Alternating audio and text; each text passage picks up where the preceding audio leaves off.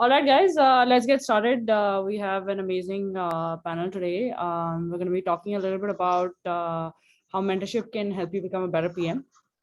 Thank you for joining in on a Saturday afternoon. Just wanted to introduce myself first. My name is Mona, and I'm the founder at Upraised. At Upraised, we're building a platform to help people become better PMs, upskill themselves, not by firefighting or trial and error, but in a more structured fashion, and helping them make that transition into the career that they always wanted to. Product management seems like a chicken and egg problem. Nobody wants to hire unless you have experience, but how do you get experience if you don't get hired? That's the problem we're solving. So here we are. As a part of that, one of the things we like to do is learn from experts, shorten our learning cycles.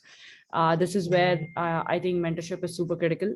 We have two folks here, Malay and Vikram. They are both PM coaches at Upraised, helping our cohort of users become better PMs in a more sort of hands-on practical tips on how to write PRDs, how to think about problem solving, identifying the right problem, things like that. So super fortunate to have them here. Obviously, they are they practice product management day in day out, which is why we think getting advice from people that are practitioners over folks that just were just learning theory is extremely valuable. We thought it'd be good to kind of have these folks talk about their practical experience on both themselves finding mentors and their experience of mentoring people.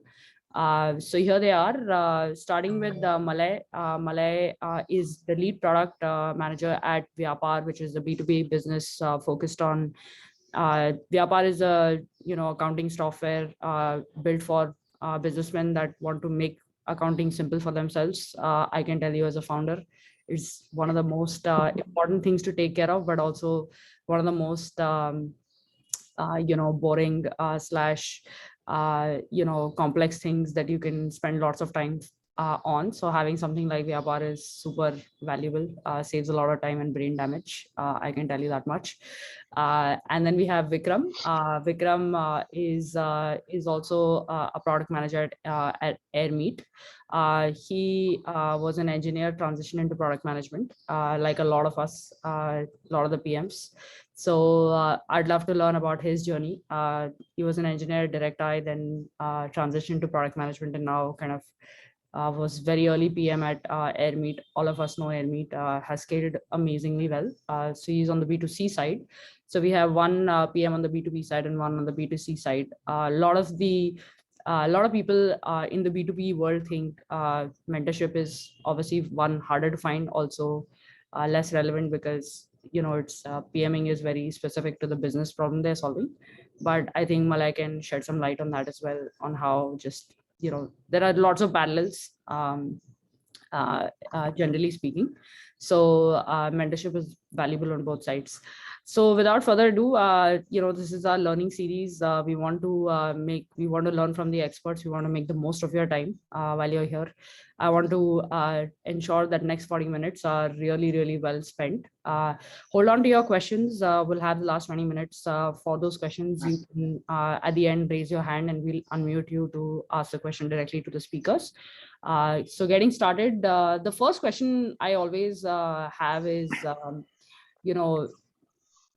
just to kind of the point I was making, which is product management firstly in itself is hard because it is somewhat vague. It is not scientific in the sense that you just follow this step after this and you ultimately get to the best solution. But transitioning into product management, depending on the background you're coming from, also requires a little bit of learning and unlearning and training your mind to think differently. So the first question I had was, I wanted to understand, as you guys transition to product management, what were some of the challenges that you faced and how did you kind of overcome those? Maybe Vikram, we can get started with you. Sure. Thanks a lot, Mona and the Upraised team for having me on board to share my experiences around product management and mentorship. So as Mona mentioned, I am a software engineer, like a lot of people would be over here. So before transitioning to PM, I already had 3 years of software engineering experience. So what I was looking for was a career transition. And this was back in 2018 when I actually started to look out to become a PM. And at that point of time, concept of mentorship wasn't very popular, at least in India. So it was all about figuring it out yourself. And as you know, how do you figure out? You go on Google, you search for different articles, you search for experiences of different people. And so at that time, when I was transitioning, I had a lot of questions like what the day-to-day of a PM looks like. Is it actually how good or how fancy people are sounding it to be? What are the responsibilities and expectations? So that was where the first challenge was. I could read personal experiences of one or two people, but I wasn't really sure whether these sources are authentic and whether they are giving me the right picture. Second was, once you know about the job, the second challenge was, now how do I go about entering into product management? Since I didn't have any prior experience, and at that point of time, I was not working as a software engineer. So do I look for an internship? Because that's how I'd become a software engineer. First, I did an internship and then I entered into a full-time role. Second was, can I directly enter into a full-time role? How much would a realistic pay package be? Would I have to take a pay cut from my current role? Do I need an MBA? So all these questions I had in my mind, but very few sources to actually answer these. And even if I was getting the answers, I was not sure whether this is the standard or this is one person's story. The third bit was shortlisting companies and interviewing. So I came from an ad tech background. So probably there were specific companies where I had a better chance of getting into. But I was not sure which other companies I should focus on. What are the kind of questions they'll ask me? How do I get a particular company to shortlist me? So I was randomly reaching out via LinkedIn and Facebook groups to my college seniors and try to find out a PM internship. And lastly was getting reviews and interview practice. So I was not sure whether my CV is in the right shape or not. I had an engineering focused CV, no idea how to convert it into a product management focused CV. I had no interview practice and I was not sure how do I actually present my case well during an interview that, yeah, I'm serious about making this transition. So I think these were some of the challenges I faced during my journey as a PM. So by a lot of hustle and error and trial, I finally managed to get an internship at a company, at a call center solution company. That experience was good, but again, it took a lot of effort to get in there, and eventually I realized that MBA is the right route for me to actually get a good job and sort of burnish my credentials. So I eventually ended up doing an MBA from Indian School of Business, and then I transitioned into MBA. So yeah, into product management. So that in a nutshell was my journey. A lot of challenges in there. And definitely the lack of mentorship, lack of a structured program showed there, because I felt I could have made that transition much faster, much better had I had that guidance from the start. Yeah. I mean, one of the biggest challenges is finding structure and staying motivated and having somebody be a part of your journey, because I feel like these transitions are one of the most loneliest journeys. You don't have peers you can talk to. You don't have if you don't have mentors, it's hard to find somebody that you can share this journey with, and that just makes it extremely hard. So how do you think a mentor could have helped with these struggles? Thoughts, both Malay and Vikram would love to understand that. Right. Malay, you want to take it or should I? Yeah, I'll go. I mean, first of all, thanks Mona, and thanks everyone at Upraised for having me. I am Malay. I started. I mean, my journey has been slightly, or actually, very different from Vikram's because product management sort of came to me rather than me going there. So my challenges were very different because I was sort of thrust in to the field, and I think if I were to sort of chalk out three or four different struggles that I faced at the beginning and how mentorship could have definitely helped there was because I was thrown into the job, there was very little inspiration. I mean, you didn't really know where to look at. We were at that time building a net tech product and there was no parallel at that time. So, I mean, I remember my first product inspiration being a really bad product. I mean, that product got shut down in 6 to 8 months. So it was really hard to know, okay, what does it mean to be building a good product. So I think that's somewhere where a mentor could have definitely sort of come in and help me understand where or how to look for inspiration while building stuff, because obviously frameworks and understanding and design and all those things happen, Mm. but I mean, knowing if you're doing well is or knowing if you're looking for the right things is was a challenge that was really really hard for me, and it took me a lot of time to sort of get through that. A few mentors helped me, I think, through the session. I like to point those out as well. The other thing that happened, and I think a lot of early PMs would face that, is obviously so many moving parts, right? I mean, to anything in product management, there are at least four moving parts. There is you yourself, a designer, a developer, and a QA at the very least. Even Mm. doesn't matter how early you are, Mm. and that is why I remember the senior PM when I had started, him being questioned on timelines and me thinking this is never going to happen to me because all of this is so solvable. I'll just make sure everyone's on board. I'll just make sure the communication is great and all of those things. But then when I transitioned into that sort of more meteor role, I was answering those questions. So I Mm. think the second real struggle, and where I think it would have really helped, because what happens is if you don't have a structured thought of finding a mentor or getting a mentor, your immediate superior or your founder or someone in that space becomes a mentor or ends up acting like a mentor, and their lens is very biased because they're in the same ecosystem, and because of that a lot of your learning gets hampered.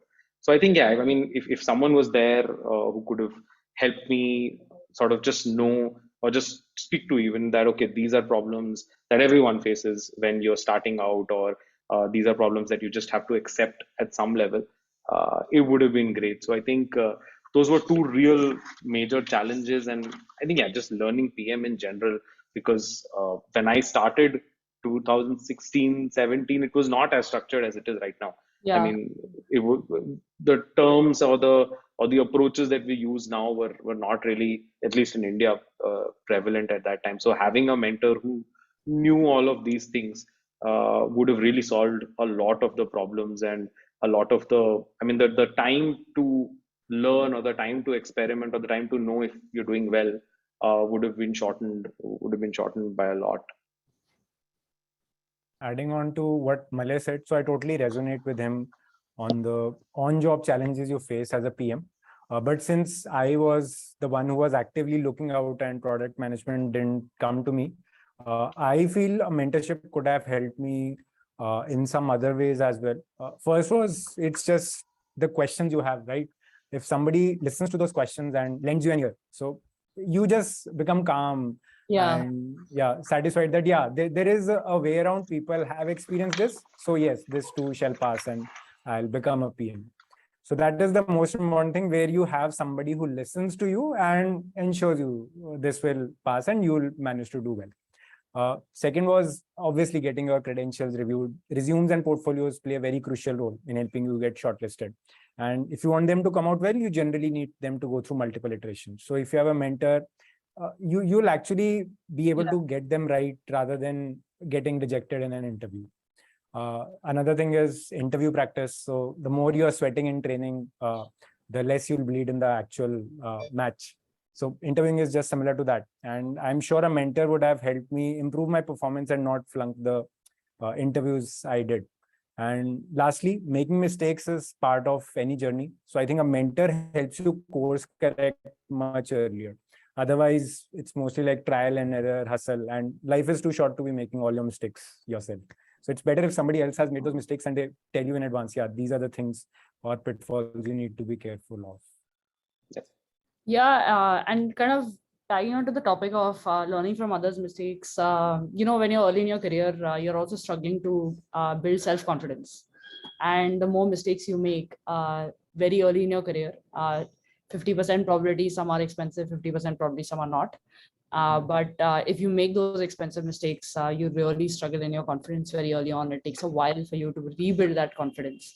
So actually learning from that mentor, I felt for me, one of the biggest benefit of having a mentor very early on, again, like Malay, I actually bumped into product management very accidentally. I was an engineer and I did product management for like 8 months without having a title of being a product manager.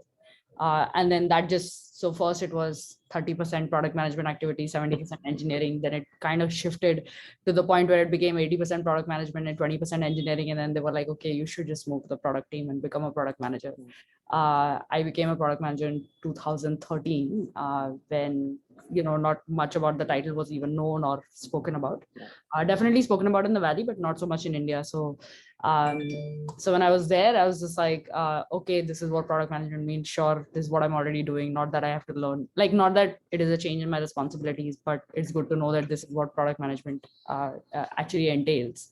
But very early on, I definitely think that a lot of my confidence of building and shipping great products came from the fact that I was mentored by somebody who was doing product for 4 or 5 years, right? A lot of my mistakes of not looking at, not being able to prioritize better.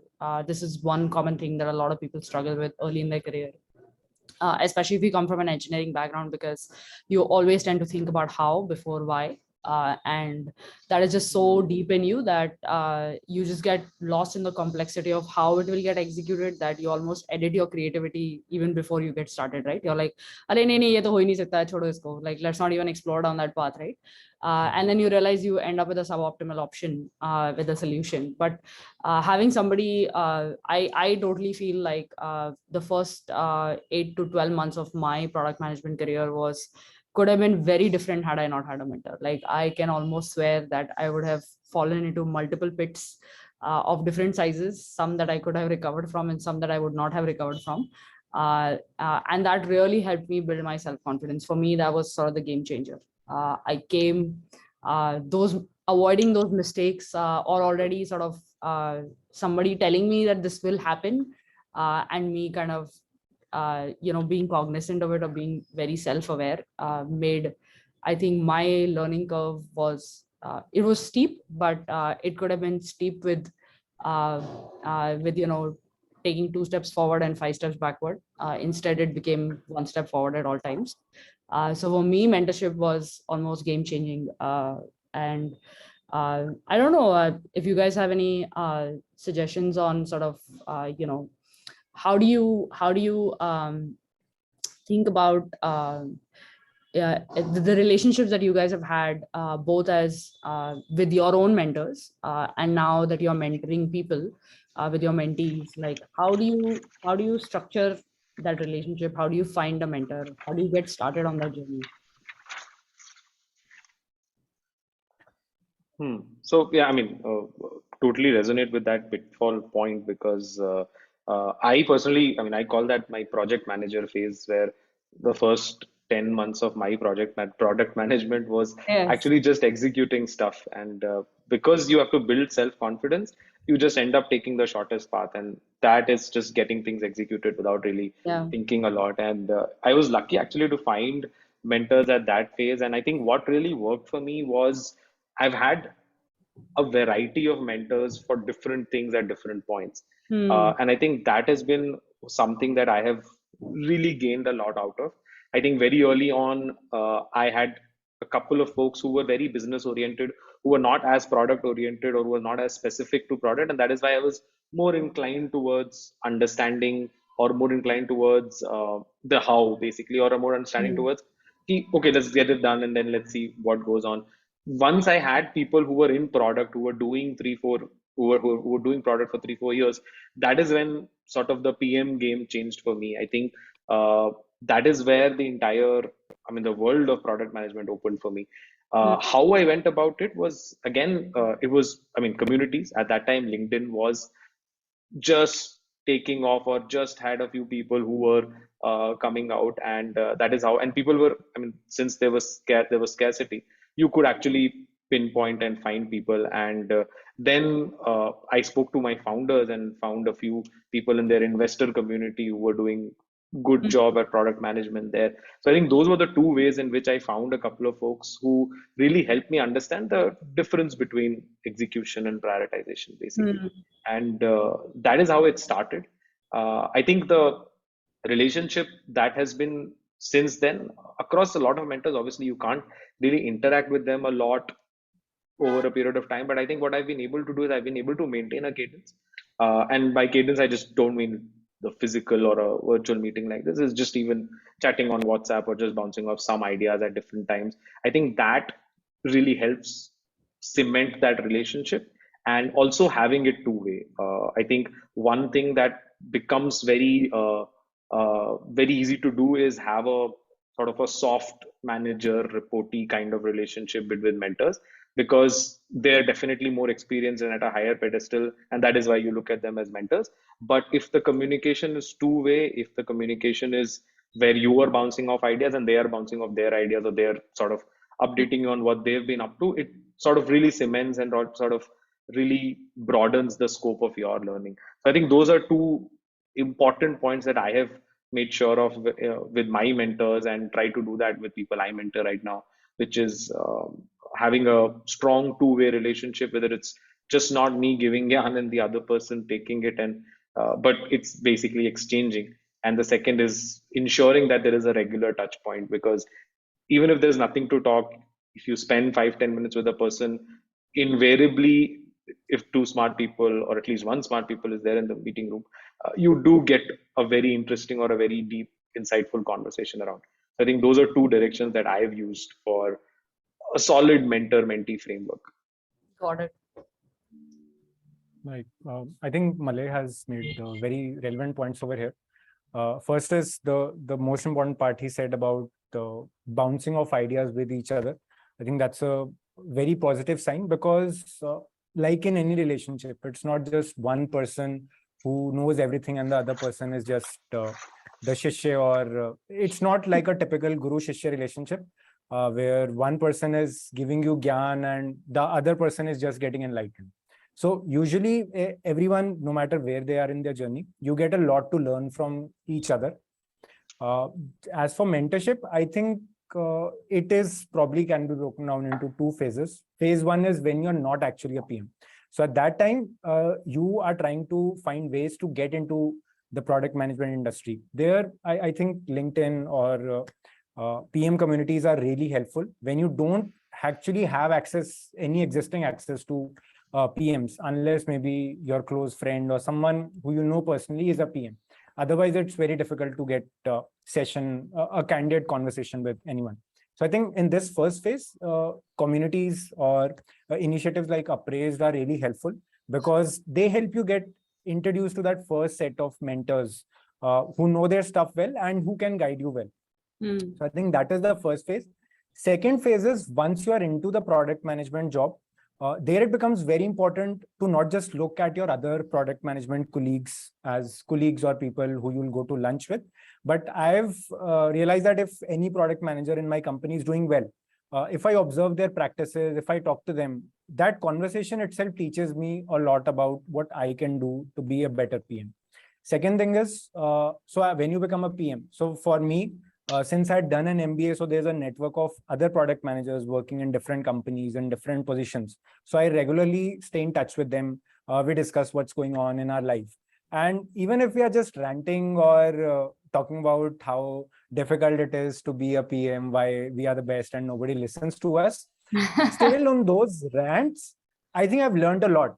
One is my struggles are not unique. That is the biggest thing. Even if people are working in Google and Microsoft, they're like crying or not really happy. So that gives me comfort that it's not that if I'm working in a startup or a smaller company, then my struggles are very different or unique from someone in a bigger company. And then you generally tend to bounce off ideas, know what are the best practices they are following. So I think that having that regular conversation helps you a lot. So even your peers can be a good source of learning if you talk sense with them. So that has been my observation. Once you become a PM, that is how you learn. Yeah, interesting. So you spoke a little bit about sort of, your cadence of how to, maintain a good mentor relationship, right? You've also, in the past three-ish months, you guys have also been mentoring at Upraised. Can you talk a little bit about sort of the experience of mentoring? What have you observed? What do you think, are the key benefits of that relationship? Both from a mentor lens as well as a mentee lens, what is the crux of it? Like, how can more people get benefit of that? Right.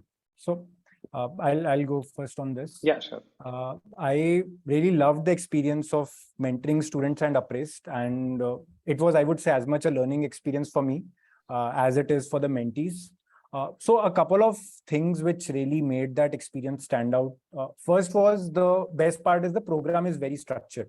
If you look outside and try to find a mentor, even if you find a person who's willing to help you and is good at their stuff, then defining that structure or identifying what exactly you'll get better at, that is very difficult. So with Upraised, the mentoring part was very easy because the program is very structured. So with each session, I knew beforehand what was the topic I had to focus on. And this definitely helps both the mentor and the mentee makes the best use of each other's time. So the mentee will ask you targeted questions, and you can also give targeted guidance rather than just talking about random things. Second is, a lot of times what happens is mentorship becomes a gyan giving sessions with very less practical output coming out.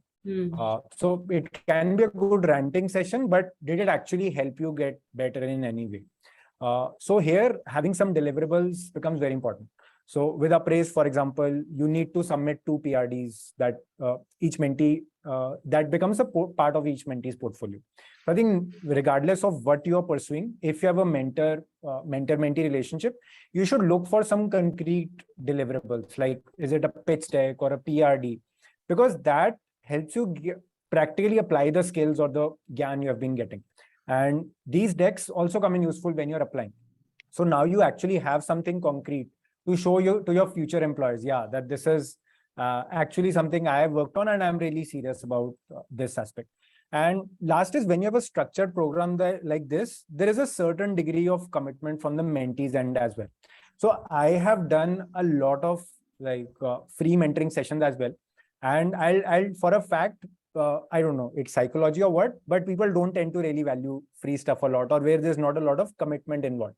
So when you have a lot of commitment, because the mentee will have taken the pain to sign up for the Upraised program, go through a test and complete all the deliverables, it brings a certain amount of seriousness from them.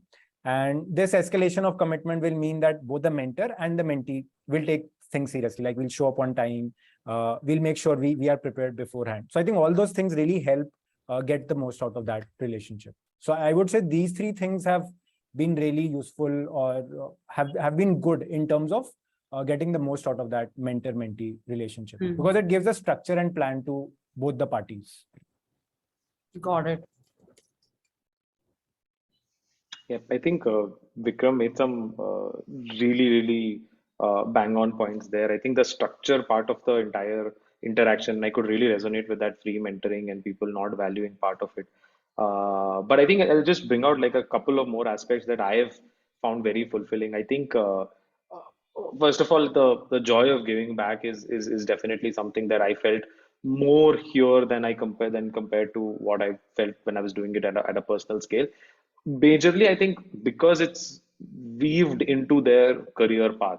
And I have been lucky enough to be involved with folks who've actually ended up transitioning into product management, and that has been a real tangible output. Of course, the portfolios, the resumes, and everything is really great, but I think that just adds like a layer of personalization, or like a layer of friendship, or like a layer of really helping people out. So I think apart from what Vikram mentioned, I think these are a couple of more angles to it which I have personally found very fulfilling. Actually, Shobik is here. Shobik was Malay's mentee. He's successfully transitioned into product management. Maybe you will unmute him in a bit and get his point of view as well. But I definitely think that, for me, also one of the core reasons why we designed this PM coach program is so that as we give, for us at Upraised, the unique value proposition is we're not just a product management course. We work backwards from getting you that job, right? For us, the ultimate success metric is not even getting you the job. It's actually you excelling at that job, because if you excel at that job, the company can understand that you are an Upraised candidate versus a non-Upraised candidate. If the company sees this difference in the first 30 days, they're going to come and hire more from Upraised. And if great companies come to us, great candidates come to us, right? For us, this is the business model. And so we work backwards from how to help you excel at that job. And who better to teach you than people that are actually feeling this pain on a daily basis, can actually give you advice on a very nuanced understanding of, ideal PRD में ऐसे 5 section होते हैं, पर 5 में से what is most critical is this, right? And while there are many templates available on the internet to tell you what a good PRD looks like, I can tell you with 100% confidence after doing 10 years of product management, none of those templates are applicable in all situations. It actually differs from what type of product you're solving, who the target audience is, what the complexity is it a 0 to 1 product versus an optimization product versus a scale product. It's like very different. There are many nuances to it. And I think nobody can explain it better than the people who feel the pain on a daily basis, right? So this is why we decided to create this PM coach program to enable this interaction. But we also realized that the biggest challenge in a mentor and a mentee relationship is, like Malay said, cadence. And how do you make it a win-win for both, right? These are the two most important things to foster a very good relationship. And this is irrespective of whether it's a mentor-mentee relationship, even as your friendship, right? Like if you only meet once in every 2 years, you're not going to be great friends. Also, if it doesn't feel like, if it always feels like I'm the one giving and not getting anything back, it's very hard for me to stay engaged, right? So just as a foundation of that relationship, we said, okay, if we want to maintain cadence, we have to remove all the pain points of structuring the conversation, making sure that when people come to that 1 hour, they know what to talk about and make the most of that 1 hour, rather than in that 1 hour discovering kya baat karenge, right? वो 45 minutes उसी में चली जाती है. And you're not prepared, so then both of them are just giving yarn, like it doesn't actually connect the dots, and that's one of the most fundamental problems in the mentor-mentee relationship. Second is, how do you even find the right mentor? I think that is the fundamental problem. What ends up happening is people who do a decent job on LinkedIn articulating that they are, thought leaders of to some extent, they end up getting inflow of like so many mentee requests that it's almost impossible to pick, right? Like who is the right mentor, who's the right mentee. And so that is actually one of the most fundamental questions that we are trying to solve at Upraised, which is tie you up with a mentor who's had relevant past experience to what your future ambition is, can guide you. Like I said, if we can eliminate getting you making the same mistakes that somebody else has made and learn from it faster, helps you build that confidence, helps you get the relevant advice, and make the most of your time, and hopefully build a very fruitful relationship, not just that at Upraised, but lifelong, right? I think Shobik and Malay will, I imagine, stay in touch for a very long period of time. It doesn't end with just the relationship they had at Upraised, right? So one key question I have, and then we'll open it up for audience, is how do you find the right mentors? Like, I think that for me is the core of all mentorship conversations. I feel like the biggest area of making mistake is there. If you don't find the right mentor, you can actually also negatively get impacted. And I'll talk a little bit about my own journey and my story related to that. But first, I'd like to hear from you guys how to find right mentors. Like, I think for me, that is the most important question to kind of answer. So I'll go first. I think, obviously, there are two key things that you have to look at. First is where you are in your career. What is your current situation right now? Are you transitioning into PM? Were you an engineer and transitioning there? Or has it happened to you? Like you said, have you been doing it for 3 months and now you want to do it for full time? And try and find people who are suited to that. It's obviously extraordinarily difficult because there is just so much on LinkedIn or on all the PM communities that exist.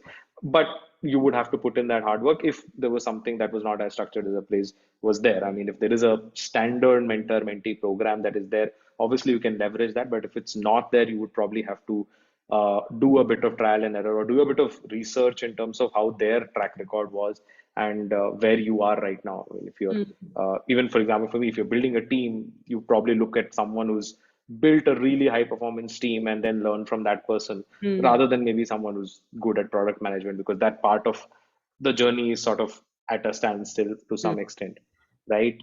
The second I found is having conversations before you've sort of decided. So what happens is a lot of times the first conversation itself is a mentor-mentee conversation, which sort of doesn't give you the room to even experiment so as to say, okay, would this person be the right mentor for me? Because you've already decided in that relationship that this is someone who's on a higher pedestal and I'll just make use of his experiences. And that is why I think having a conversation to decide if you want to be a mentor and mentee is something that is very important. Obviously, because the time of the mentors might be more important or might be tougher to find, it again gets skipped very easily. But this is something that can be enabled if you try hard enough. I mean, dig deeper into obviously his background, and then have a conversation and understand. Would you be able to be honest with that person? Would that person give you really honest and brutal feedback about things that you're doing? And finally, a lot of times you can look locally. I mean, you can, if you're at a big enough organization, you will find people, or you have a good chance of finding people who had a similar curve, maybe at the current company or at a company before. So I think spending time with them, spending time with even engineering leaders who might have had a product inclination, who might have been product engineers earlier on, could be a way to find them. So I think those are two or three ways in which I would go about it. I think the first worked for me. I obviously honestly couldn't have a conversation before deciding if that person would be a mentor or not, but it worked out. But I think it would be great if that is an aspect that gets brought into the whole, because it adds a layer of a filtration before you just accept anyone as a mentee or a mentor. Makes sense. Yeah. Totally agree with Malay.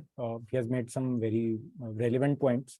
First is you need to find someone who is relevant to what you're looking for. For example, if you're a product lead and you're looking for building a high performance team, then you talk to a person who's already done that. Second is not just like friendship. You can't be friends with everyone. Not everyone can be your mentor. So that conversation where you feel that this relationship would benefit both of you, that would be very useful.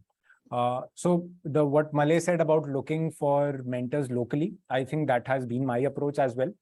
Because frankly speaking, I can go on and say that you can find mentors on LinkedIn, on product communities, but I think it's very difficult to build that level of trust and candidness with someone you find through a LinkedIn search. So for me, it's mostly been about building the mentorship relationship locally. So I was a software engineer at DirectEye. There, I know some good PMs who are working there. So I've tried to stay in touch with them and learn from them on and off, talk about how they are doing in their PM journey, because they are much more ahead in their PM journey at this point of time. Second is the current organization I'm working in. There are PMs, there are senior PMs, there are PM leads. I think everyone who's much senior to me is much far forward ahead in their career. So listening to their experiences, observing how they work has been really useful for me. And last is my network from the MBA I built. So during the MBA, there were some PMs whom I really look up to. And I really found the way they approach things, the way they used to solve problems and take part in case studies. That was really helpful. So I've always tried to not just talk to them, but also observe whenever they write on LinkedIn or do anything, because I know how they think or what kind of person they are. So I can trust whatever they are saying, and it's not random fluff or random gyan they are giving. So I would say, yeah, my approach totally has been to go local and see people who are somehow in my network and then try to learn from them and connect with them. But if at all you have to go to LinkedIn, or you don't have that comfort of having a mentor in your local journey, I would say have a strong filtering criteria. As Malay said, you need to have that conversation to see if the relationship is working for you. One more point could be just see how far ahead is the mentor in their journey. For example, if you're looking to get into product management, somebody with 2-3 years of experience will resonate a lot with you because they have been through a similar journey. But if you got into PM, say 12 or 13 years earlier, maybe back then the process was very different. Now it's very different. So they might not resonate that well with you. So those kind of things, which industry and domain they're working on.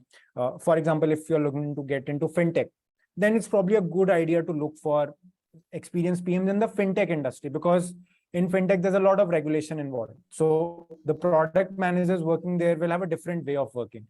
So I think if you are sure on the industry or company you want to get in, try to get in touch with PMs who are in that particular domain, because they'll help you with a lot more targeted advice. Yeah, actually, I'd love to get the mentee perspective as well. Luckily, both Vikram and Malay's mentees are here. Shobik and Rishabh. I'm going to just unmute them and maybe you guys can share your perspective on how you made it work and what were your highlights.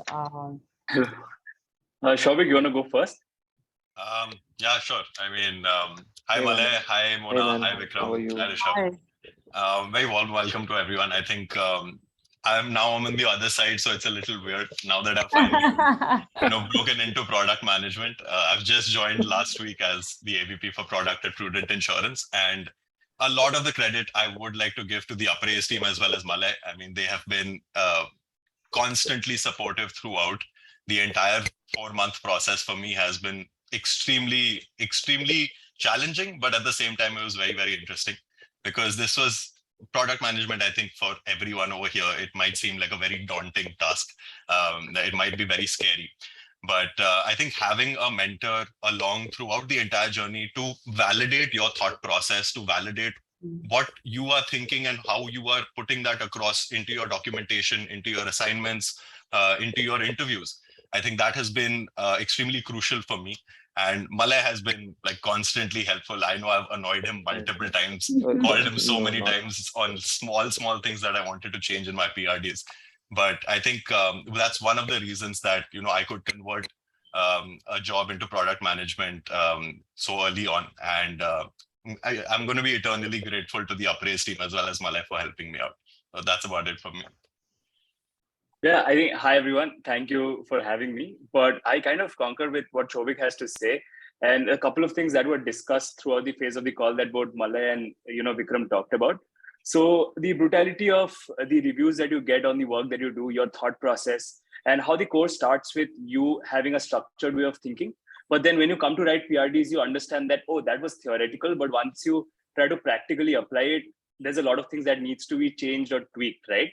And everything I would say on that part of the journey was something I picked up from Vikram. Again, like Shobik said, I probably annoyed him in all the different channels, called him, WhatsApped him, I spoke over on Zoom calls, and not only just about PRDs, but about, how life is as a product manager, how the practical world in a product management, periphery looks like. So it has been really interesting to understand how things go on in organizations that have been following products that I actually like. Airmeet is something that I was following even before I had the chance of speaking with Vikram, and to understand how, so the first call that I probably did with him was asking him, what life is at Airmeet and what he does on a day-to-day basis. So having those or understanding those nuances have been really, really important. And obviously, when it comes to creating your own documentation, writing out a PRD, it's again a different ball game because, as you said, you see a lot of different templates online. You start working on a particular template, but then you have these conversations with your mentor, and you realize that, oh, a lot of it has to be scratched, and a lot of things has to be done 0 to 1 in terms of writing out that documentation, because there's no one size fits all for these things, right? So I think that is where this conversation becomes very, very important, where you can fine tune everything according to your needs and according to how you are thinking. So I think thank you, Vikram, for that. And thanks to the Upraised team that I got this opportunity. It's our pleasure. It's our pleasure. It's like Malay said, the most fulfilling thing is to actually see people on the other side. Like there is nothing more gratifying than that, and totally makes everything worthwhile. But like I said, yes, Vikram. I just want to make one more point. So first of all, Rishabh is a fantastic mentee, and I'm sure the same is true for Shobik as well. Yeah. So there's a famous saying that when the student is ready, the teacher will arrive. So that's written in the context of spirituality. But I think that's true for being a student in any domain. From what you can extract from the mentor depends on lot you as well, how curious you are, how willing, how receptive you are to feedback. So I think as future product managers here, all of you need to develop that student mindset, that you are willing to take feedback, you're willing to learn, you're willing to go out of your comfort zone. Only then you can derive a lot more from any mentor. Otherwise, you'll always feel dissatisfied that, hey, I wanted this dream job, but this mentor couldn't help me. So otherwise, that expectation mismatch would be there. Absolutely. Totally agree. Awesome. We have lots of questions. People have been sharing. Let's start with the first one. Siddharth has sent a question. What are the tools required to become a PM? Assuming no tech background, will these tools be covered during the sessions? Pre-reads, resources to follow before diving into the actual course. Siddharth, I think the question is in the context of Upraised, I'm assuming. Yeah. The tools are required to be a PM. We don't think in terms of tools, but we definitely think in terms of skills. So tools are one part of becoming a PM. A large part of becoming a PM are actually acquiring the right skills and the right mindset. And in addition to that, so those involve things like problem solving, brainstorming, identifying what the right solution is, prioritization. How do you work with engineers? How do you work with designers? How do you learn to ship great products? That's the overall context of what Upraised focuses on. There is a portion of the course that is focused on tools. We cover analytics tools like Mixpanel, Google Analytics, Figma, Whimsical. We do project management tools like Asana. So everything essentially required for you to be a PM is covered. Pre-read resources, I'll send you, if you can just search for Upraised free product management course. It has all the relevant content curated for you to understand the basics of product management. And beyond that, if you want help on building your portfolio, getting practical capability. So we think about Upraised, the Career Accelerator program, as two critical sort of success metrics. One is building your capability, and second, building your confidence as a product manager. These are the two core areas we focus on, and then ultimately getting you the job. So if that's interesting to you, please go check us out. But if you want any additional questions, you can reach out to me at mona@upraised.co, and I'll just type my email here. If you have any questions, happy to answer them as well. Isha, unmuting you. Yeah. Hi, Mona, Malay, and Vikram. Thank you for taking this session. I'm already a product manager, and I just transitioned into it. I've done the MBA from ISB itself, and I started my journey 3 months back. As you correctly mentioned that in the start, it's more about execution, right? That's what is happening with me. I get to know what to do. I build the spec and then ship it. But what does the transition from execution to owning your roadmap looks like? And what do I need to do to reach that stage where I own that completely? Yeah, so I'll go ahead with my opinion first. I think given that when we are preparing for product management interview, we are thinking about product design or product strategy, prioritization frameworks. It's a bit disconcerting when you actually get into the job, and in the starting you get just execution. Yeah. But I feel that's also a really critical part of product management, because tomorrow, if you are, say, a senior product manager who actually owns the roadmap, but you have no clue on what a certain item would take to get from ideation to shipping, or how can the timelines be affected, what are the challenges you'll face. So then it will become very difficult for you to even formulate a good strategy. So that is why don't sort of grudge or dislike this execution phase. I think this is an important component of any product manager's career. And it's important that we get good at it, because to be good at strategy, you need to be good at execution as well. Otherwise, strategy will just exist on paper and not be executed. So that is on the execution bit. As to how you grow, I think in any role, if you are to go to the next step, you have to start demonstrating that you actually already are fit for that role. For example, even if you're, say, if you follow quarterly roadmap cycle, you must be having some particular product area. You can start listening into customer requests and come up with, say, these are the 4 or 5 feature requests which I feel are very important to be taken up for the next quarter. So start doing that exercise on your own, even if nobody in the organization is asking you to do it.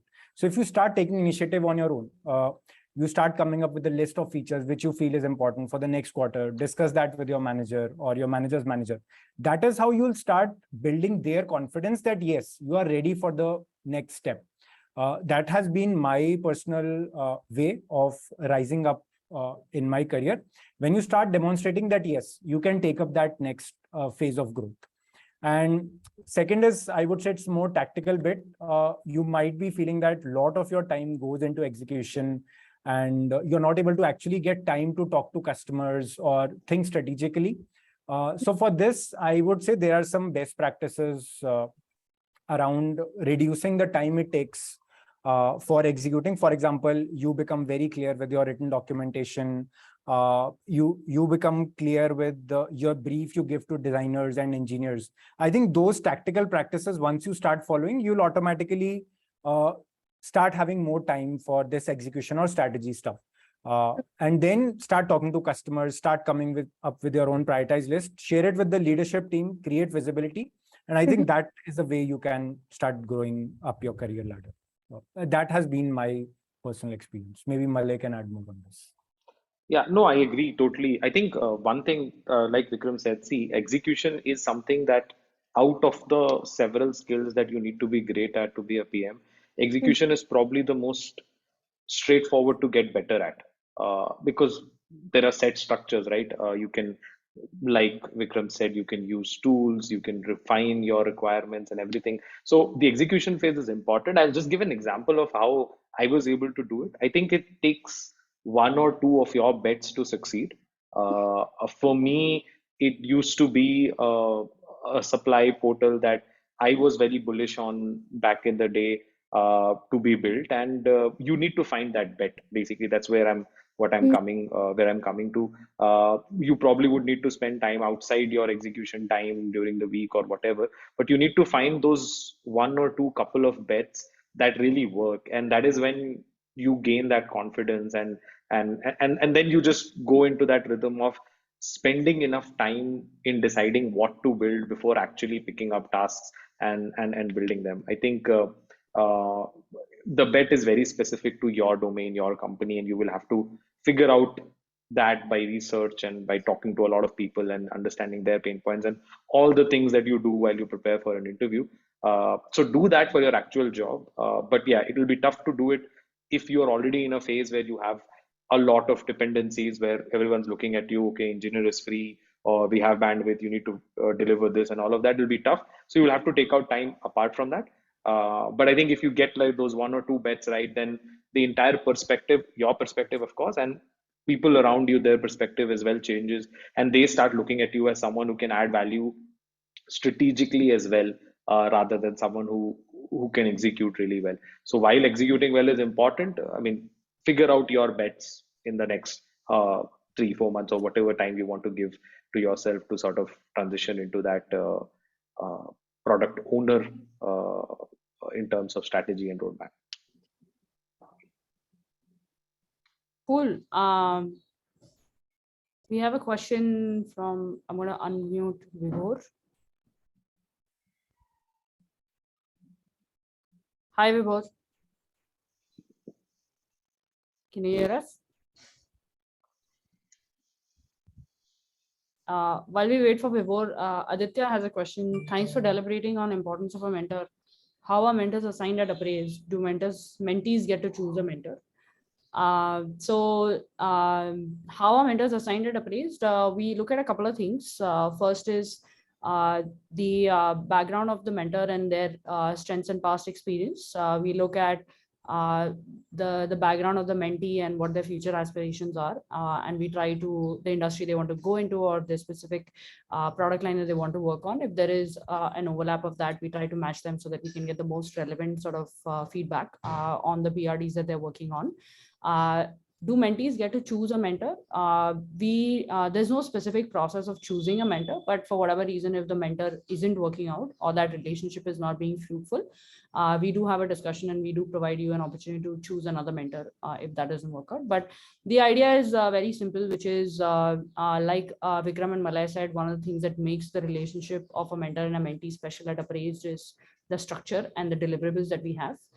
The deliverable is a PRD, which means that we are working on an idea and we are actually not hypothetically creating a solution, but we are building a PRD that can actually be picked up by an engineer and a designer in that context and start shipping things. So relevant experience of that mentor in that space makes it very easy for them to give the right kind of feedback.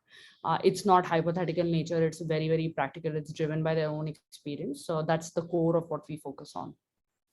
I think Vibhor is here. Vibhor, you want to ask your question?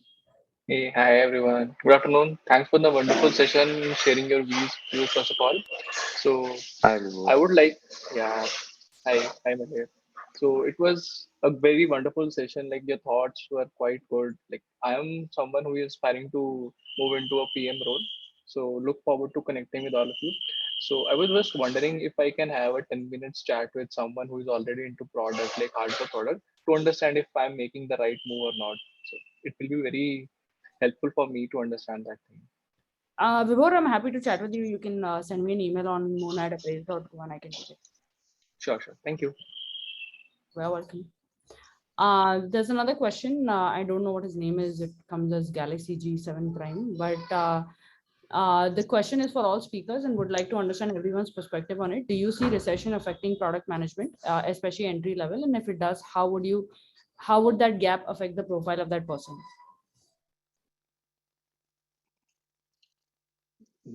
I'll go first. Sure.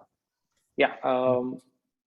I mean, it's a tough question to answer. What I definitely would say is, on a personal level, on my experience level, I have seen definitely companies deprioritize hiring, but it's not been product hiring in specific. It's been hiring in general, that has been deprioritized at a lot of places, and I think that's true for everything. But what I can say is, across the number of roles that are available, sales, marketing, uh, executionary roles and all of that, I think tech and product would probably be towards the last end of that spectrum to get impacted. I think that has been my understanding. And also what effectively it does is, even if hiring has stopped or has reduced, it just makes it tougher, but you can overcome that by standing out or by getting your profile better than everyone else. So I think how I look at it is, tech and product would probably still relatively be safe, or would not have as much of a downturn as probably some of the more executionary roles might have. And the second is, yes, I think it definitely will impact, because the number of people who would get selected, or the quality of people to get hired, might go up, because people are looking at really strong value additions if they end up hiring people, if and when we do go through a downturn. I think hiring in general has gone lower than what it was maybe 6 months back. So that has affected PM as well. But I don't think PM would as badly get affected as some of the other roles have been. Yeah. Dipanshu has a question for Vikram. You said that before getting into product management, you have about 3 years of software engineering experience. You also decided to complete your MBA from ISB. So the question is it essential for a fresher to complete his MBA for getting into a product management role? I think 4 years down the line, since there were no upskilling platforms, it made sense to do an MBA. MBA you do for a variety of different reasons. A lot of people do it for the network or for that experience of being a student again. So I would say deciding whether to do an MBA or not is governed by a lot of factors. But if it's just about getting into a product management role, I don't think an MBA is essential. Easiest way is you try moving laterally in your current role. I would say that is the sort of easiest or the most effective way of transitioning to product. Second is you can try and get into an upskilling platform like Upraised, and then start your MBA journey, and your PM journey, because an MBA is not everyone's cup of tea, given the amount of time commitment and the financial commitment involved in this. So yeah, the safe answer would be it depends. So it depends on your use case. See what exactly do you want. If it's just getting into product management, I don't think an MBA is necessary. And a lot of my peers I work with, they have not done an MBA and they are doing quite well in the product management careers as well. Cool. Last question, Nishita, unmuting you, and then we're gonna call it a day. It's already 1:00 in 3 minutes. Hey guys, it was really great interacting with you. You gave us such good insights about the mentorship program. Plus, I have a question about the cohort that Upraised would be having next. I know that the next cohort is starting in October, right? In mid-October 17, I believe. I wanted to ask when the next cohort would be, because I'm in my final year of undergraduation right now, and I wanted to ask how it would go Yeah. parallel with my examinations and Yeah. stuff. So Ishita, we run a cohort once a month. So there's a cohort on a monthly basis. You can, given that you are in your final year, and you're looking to kind of get into a job and start your job somewhere between May and June of next year, you can think of joining the cohort in Jan. I think that's a good Okay. time frame for you to have enough time to finish the program and get placed. Okay. Thank you so much, Mona, You're welcome. and Vikram and Malay. Thank you so much. Thanks. There are two questions that I'm going to just answer. First is, someone said that can a fresher directly get into a PM role? There's a similar question. I'm a third year BTech student. Is PM something that only experienced people can do? And then there's a third question, which is I have close to 10 years of project management experience. Can I dive into PM? It's like an ocean and too much information. Is Upraised job oriented? Answer to all these questions, I think is the same answer. So I'm going to just club these questions. First is that I do think that PM is irrespective of years of experience. Do you have the right skills? Do you have the right skills, and do you want to actually think about why rather than how? Most people find it easier to start with the how rather than the why. Which is why people with 1-2 years of Eng experience find it the easiest to transition into PM. But if you're somebody who has been doing this in your college as side projects or have been doing side hustles, you're perfectly okay to start PM as a fresher.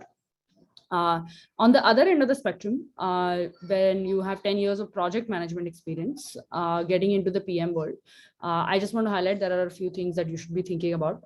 Number one is, why do you want to transition to product management, given X years of experience and the expertise that you've built in that area? Also, having correct expectations that just because you have 10 years of experience in project management doesn't mean you're going to start as a senior PM on the product management side. You will have to give up something, and you will have to start at closer to the bottom of the ladder and then climb up in the product management world. Although that ladder you might be able to climb sooner and faster because you have experience to back you, but you still have to go through that, and you should be willing and ready to do that. That may mean a couple of things. That could mean a change in your salary. That could mean change in your responsibilities. That could mean unlearning some things that you've learned and learning new things. And you have to be okay to get out of that comfort zone. I generally tend to find that people, humans in general, at about 10 to 12 year mark, start to get more expert, more sort of deeper into their area of expertise and find it harder to get out and then sort of look at the macro level. So you guys can kind of think about that as well. But we've had several people with lots of great, very clear thought process that they want to be PMs at even a 10-12 year mark and have made the transition and Upraised. So it's not that it's impossible, but you have to come with the right mindset is something that I want to tell folks on both ends of the spectrum, people that have no experience as well as people that have several years of experience. You have to have the willingness to go slightly above and beyond and go outside your comfort zone. That I think is the number one thing.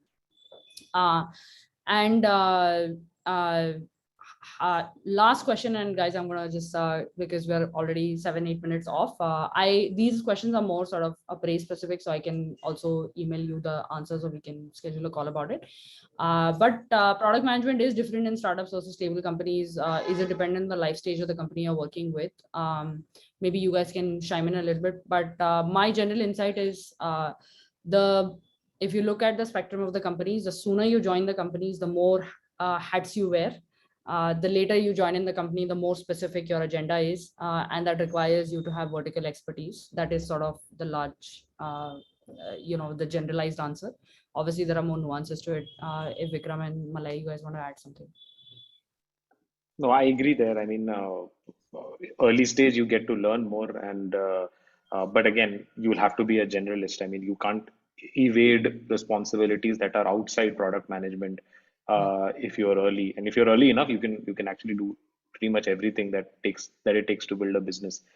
Later on, you get a more niche, a more specific part of the product, and a more traditional way of approaching your job. So yeah, totally agree on that. Startups are chaotic, so you get to learn a lot, but yeah, you have to be willing to go through that pain of doing so many things. Another thing is, I think life cycles are different. So in a startup, a feature might get shipped in 1 week versus in a big company might get shipped in 3 months. So Yeah. depending on that, the kind of comfort and different processes like usability testing, usability research, those could vary, and you might not find those practices in a startup. Yes, absolutely. Life in if you we often joke at Upraised, if you go for a vacation for 2 weeks, when you come back the product looks different, because the iteration speed is so fast. But that's the joy of working at a startup. You get to learn many things at once, and you get to work with really smart people who are super driven. Energy is super high. At large startups, obviously your impact is you move one thing, the scale at which you can move those things is very large. But that also means you have to put more rigor into shipping things, which means there are extended timelines. So if you like to wear multiple hats, love to live in chaos, and thrive in it, startups are your place to go. And if you love to hop over and become an expert in a specific area, large companies are your way to go. But that's all, guys. Thank you so much. I know there are a couple other questions. I'll try to answer them myself on email. But thank you so much, Malay and Vikram, for taking time on a Saturday afternoon. Really, really appreciate it. And thanks to all of you guys. Hopefully the session was worth it. And you guys got some practical tips. If you share your takeaways with the larger group, solidify your learning. Would be great to kind of get feedback as well. So if you guys have any thoughts on how to make the session better, please write to us, mona@upraised.co, and happy to kind of take that into account next time. Thanks everyone. Have a good day. Have a good weekend. Bye. Bye. Thanks everyone. Thanks. Bye. Bye.